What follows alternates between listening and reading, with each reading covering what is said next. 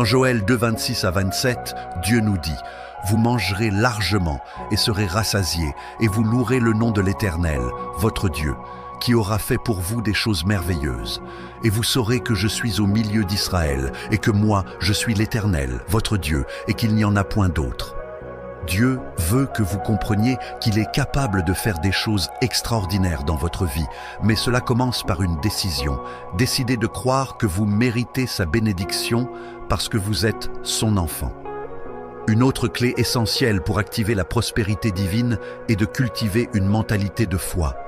La foi n'est pas simplement une croyance passive, c'est une action.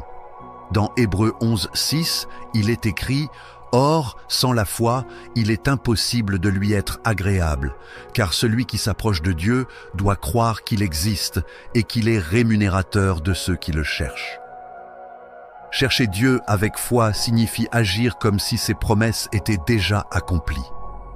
Si Dieu dit qu'il est votre berger, alors vivez comme quelqu'un qui ne manque de rien.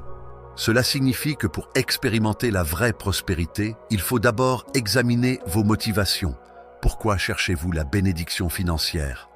Est-ce uniquement pour satisfaire des désirs égoïstes ou est-ce pour accomplir le plan de Dieu dans votre vie et bénir les autres? Dans Philippiens 2, 3 à 4, Paul nous exhorte à ne rien faire par esprit de parti ou par vaine gloire, mais à être humble, estimant chacun les autres supérieurs à soi-même. Que chacun de vous, au lieu de considérer ses propres intérêts, considère aussi ceux des autres.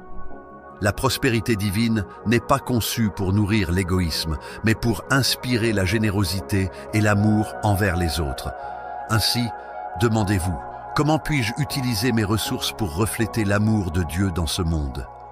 Une autre clé puissante pour activer la prospérité divine est de comprendre que Dieu veut non seulement vous bénir, mais aussi transformer votre manière de penser. Beaucoup de personnes restent bloquées dans des schémas mentaux limitants parce qu'elles ont accepté des mensonges sur elles-mêmes ou sur Dieu. Elles croient à tort que Dieu est avare, qu'il leur donne juste assez pour survivre ou qu'il teste leur foi en leur imposant des privations. Mais la Bible nous dit exactement le contraire. Dans Psaume 81, 10, Dieu déclare « J'ai entendu tes prières, je t'ai répondu dans la détresse. Je suis l'Éternel, ton Dieu, ouvre ta bouche et je la remplirai. » Dieu n'est pas avare, il est généreux. Il ne retient jamais ses bénédictions car son cœur est celui d'un père aimant qui veut combler ses enfants au-delà de leurs besoins. Alors, comment briser ces schémas mentaux limitants? Tout commence par la méditation de la parole de Dieu. En méditant régulièrement sur des passages comme le psaume 23,